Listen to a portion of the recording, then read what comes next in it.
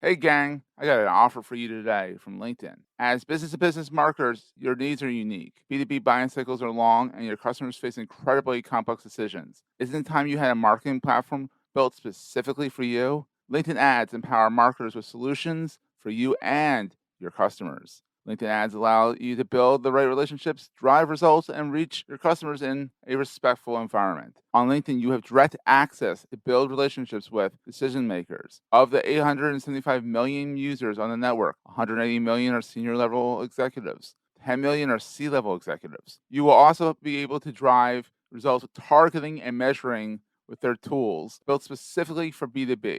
And best of all, they work. Audiences exposed to brand messages on LinkedIn are 6 times more likely to convert. LinkedIn ads also rank #1 for security, community, and ad experience as part of the Business Insider's Digital Trust Study. Make B2B marketing everything it can be and get a $100 credit. It's a $100 credit on your next campaign. Go to linkedin.com/MPN to claim your credit. It's linkedin.com/MPN. Terms and conditions apply. Entrepreneurs Enigma is a podcast for the ups and downs of entrepreneurship. So the wins and the fails that we all face being entrepreneurs, and how we learn from adversity. Every week I talk to a different entrepreneur with a story to tell. I'm Seth Goldstein. Come with me on the journey. This is Entrepreneurs Enigma. Let's get started.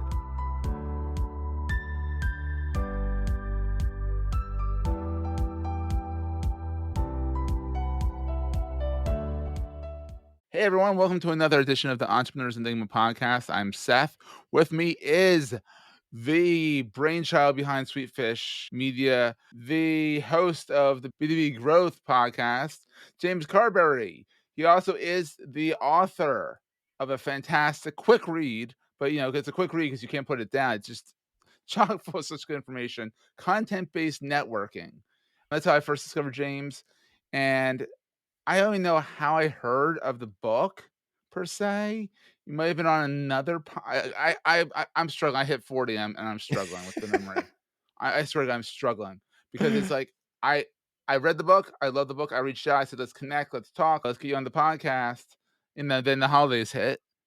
God bless the Yep. holidays.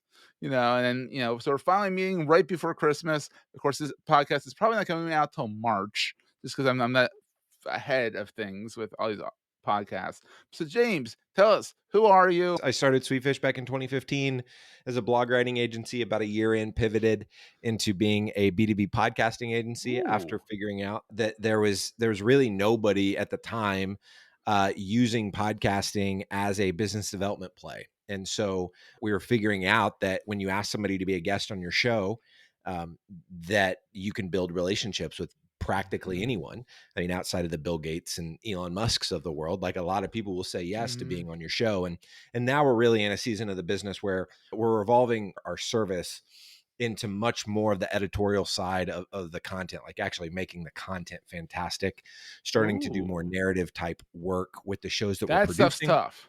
That stuff's Yeah, it's tough. really freaking hard. It's tough. It's not But like the but I'm talking heads. Yeah. I'm seeing, Seth, that the role of the creator in marketing is just drastically undervalued. And so you see Mhm. all of these people that are blowing up on social, and they're these one man, one woman shows, but they have a couple characteristics that most marketers don't have. One, they understand human psychology in a way that most people don't. So they understand what's going to resonate and what's actually going to make somebody want to engage with something. So they know that almost intuitively. They don't even have to study it. They just kind of know it. That's And then the wild. other thing Yeah. that they know that most marketers are completely lost on are platform nuances.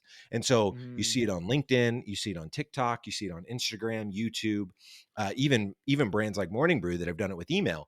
When you Yeah. understand the nuances of a given platform and how to play within those nuances, you can deliver information in a way that's way more engaging. You know what all of the different features are and Mhm.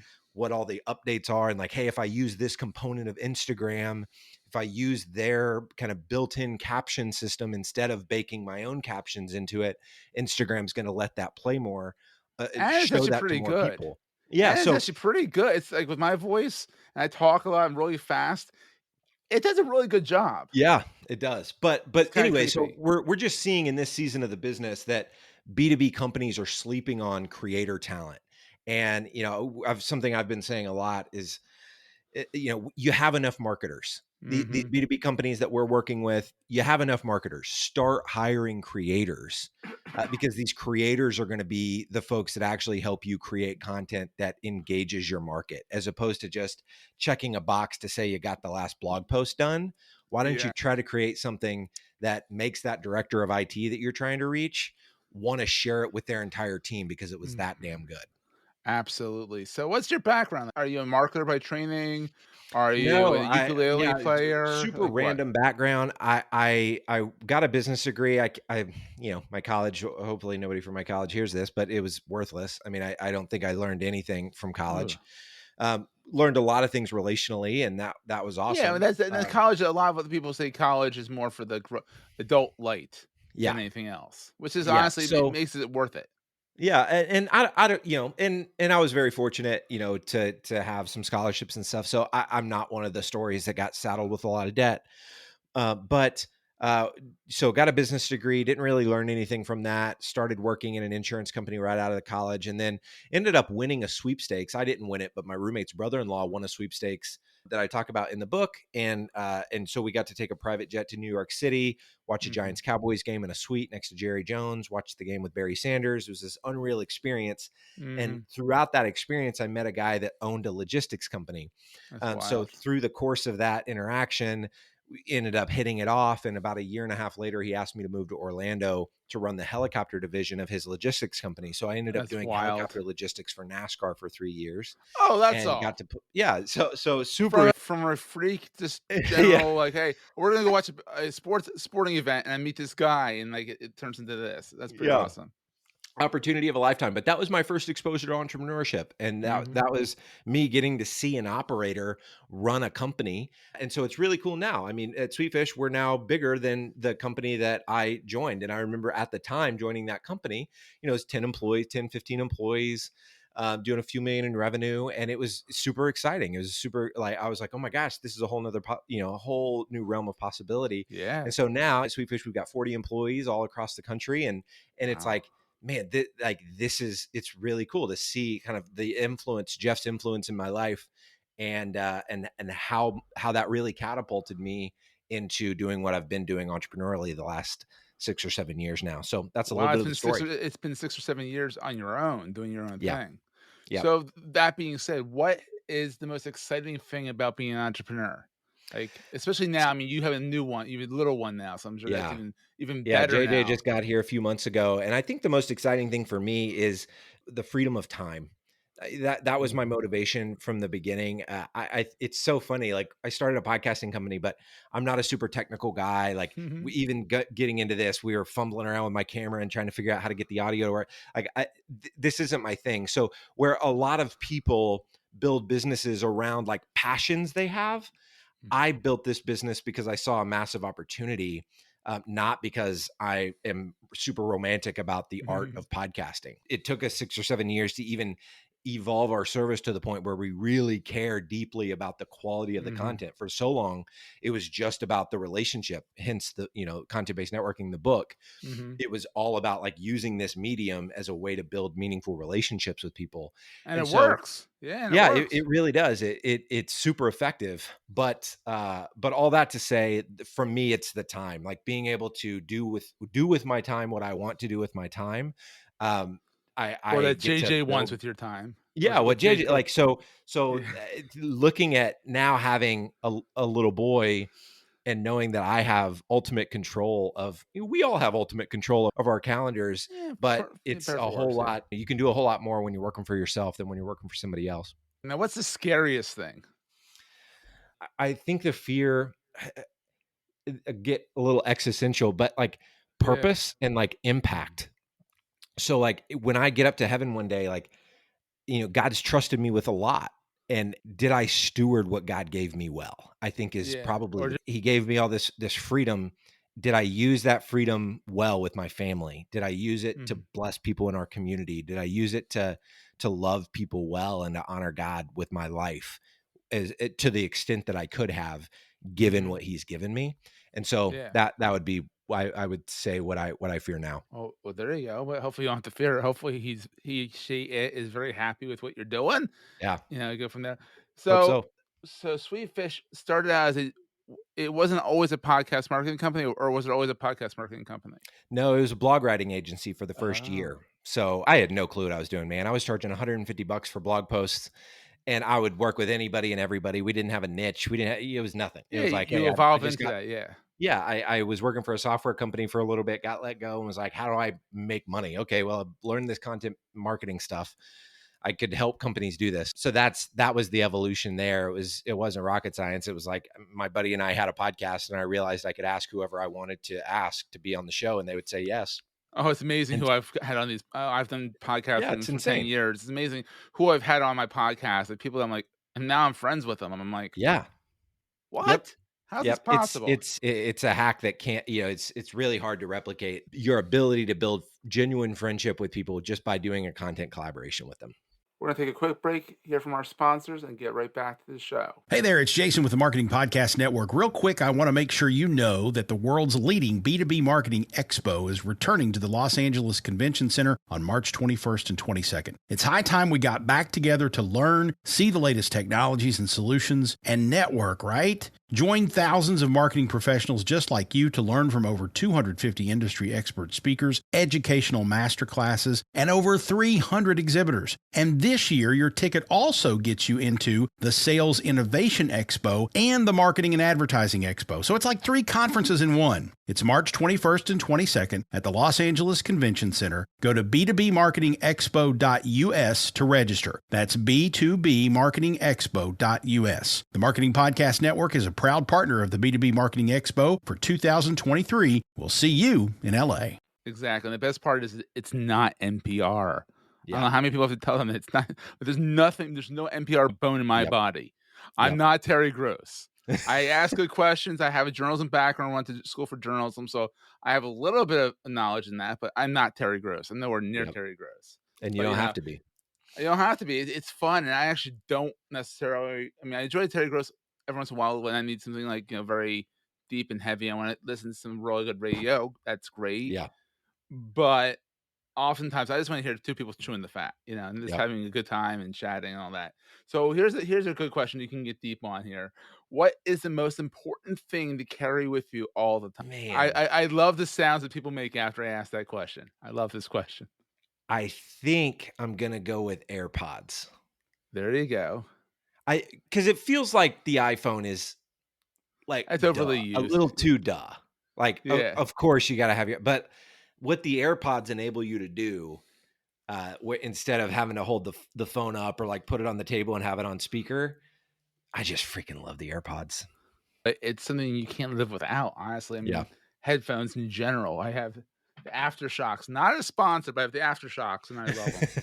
Not a sponsor. Hashtag not a sponsor. So let's talk actually a little bit about your book. What inspired you to write a book? What made you decide to write this book and share your knowledge? Yeah, I think the part for me, Seth, was, we had stumbled into this strategy that was super effective for growing our business. And I knew that by writing the authority you get, the your ability to build trust with people at scale, it's really hard to replicate in any other way aside from, podcasting in a book. I think part of it was probably, wanting to cement the framework for this strategy that I saw other people starting to figure out on their own. And I knew that Mhm. if we named it, claimed it, wrote a book about it, there would always, like, we would, as the strategy got more popular, there would be a resource that people could point to and say, oh yeah, that thing you're thinking about doing, or the thing that you're talking about is content-based networking. You should go check it out. And I think there's the strategy can be bastardized in a way that Mhm. it kind of makes me sick. Like, you can use the strategy in a very sleazy, Mhm. underhanded, bait and switch kind of way. Like, Yeah. asking someone to be on your show it's really just a veiled sales pitch. And Yeah. that was not at all my heart in it, whatsoever. I Yeah. wanted to build meaningful relationships, genuine relationships with people. And I believe that out of genuine relationships, business opportunities come. Oh, But absolutely. if I ask a VP of marketing to be a guest on B2B Growth and they never end up working with us, I am A-okay with that. Like, You got a good interview out of it. yeah, it's great content. It's another relationship with somebody that now knows about our brand. So whether they're ever at a company that decides to have a podcast or not, I just inherently believe that relationships make life and business more fun. And so to have something documented that kind of reinforced my heart and my belief in the strategy was another reason why I thought, writing the book would be a smart move. And the best part is Audible actually let you record your own voice. Yeah. It has to meet a certain bar for quality, but if you get it done in a studio, any author can read it. It's one of the first things, anytime somebody tells me they just wrote a book, I asked them, are you reading the audiobook? Because if you're not reading it, It's not as barring, good. somebody has a thick accent or it, for whatever reason, it would If you can detract get from the Michael experience. Caine to read your book, then I'd say let him read your book. Yeah. The British, or what's the other guy? There's other British actors that have the British kind of accent that make everything sound smarter than it actually is. That kind of thing. But other than that, I There's mean, just a I level of liked passion I and liked understanding of the yours. stories that an author is going to bring Mhm. that a third party voice just isn't going to be able Mhm. to capture. And so Yeah, the only very thing rarely, mhm. very rarely, The maybe only once or time I twice, I've yeah, listened to a book not by the author and I was like, "Oh, that was a smart choice." yeah. Most of the time, there's a disconnectedness from the Mhm. voice and the content that I think would be easily Yeah. solved if the author just took the time and read the book. Now, it was I mean, you mentioned it. My book is not long. I think it's less than a 3-hour read, No, it's but perfect. it Yeah. was an exhausting day in the studio. There's something just about having to read words off, over and over and Over and over over. again. Can you repeat Yeah. that paragraph? Oh my Yep. god. But Oh. it ended up I'm so glad I did it. And what I appreciate sometimes that people get a little chaotic, Gary V, on their Yep. audio book is nothing Yeah. like the book because it's all their side tangents. Yeah. And there's very few people that can get away with that. I appreciate that we could tell your passion for the topic. You had the southern draw on it. It was it was you. It was the author, which makes Mhm. the content that much better. Unless you talk like a robot, and then hire Michael Caine to do it. Then, but Yeah. I enjoyed it. It was great. Pick it up on Audible. Pick it up in the Kindle store. James, where's the best place for people to find you online? Like, what's your favorite place to hang out? Yeah, LinkedIn by far is the best place to find me. I just posted today. This won't be going live until March, but I just posted today about my 2021 wins for myself and Ooh, our team. yeah, And so I love posting content on LinkedIn. I love engaging with yeah. folks on LinkedIn. So that's definitely where you can find me. And then where's the website? Sweetfishmedia.com. Yep, you got it. Woo. Sweetfishmedia.com. You can also go to jamescarbary.com and you'll see we wrote a kids book on podcasting. You'll find content-based networking there as well. We've got a Ooh. free B2B podcasting course that you can check out there. So if you go to jamescarbary.com or sweetfishmedia.com, I've also got a newsletter that I write every day for our Every internal day, team. Yeah, for our internal, it's super quick. I but share one still, thing I'm that's working on, impressive. one thing I'm working on, one thing I'm learning, and one thing I'm grateful for. And it's designed for our team, for our internal team, but I think it ends up being helpful for a lot of other folks. So Survey James Clear. That's what he Yep. does. He has like a 1, 2, 3 thing, or Yep. fourth. He has this sort of number algorithm that he does, but that's very cool. Yep. Well, James, thank you for being on the program, Thanks for and this is so much fun. We'll have to stay in touch. Definitely. Let's do it. Next time I'm in Philly, you got to take me to the good cheesesteak spot. The good chase takes, but absolutely. All right, guys, we'll see you next week. That was a great show. Hey, if you're enjoying Entrepreneur's Enigma, please give us a review on the podcast directory of your choice. We're on all of them. And these reviews really help others find the show. Also, if you're getting value from the show and want to buy me a coffee, go to the show notes and click on the link to help me stay awake while I bring you more great episodes to your ears. That's in the show notes, and I look forward to the next episode. Take care, guys.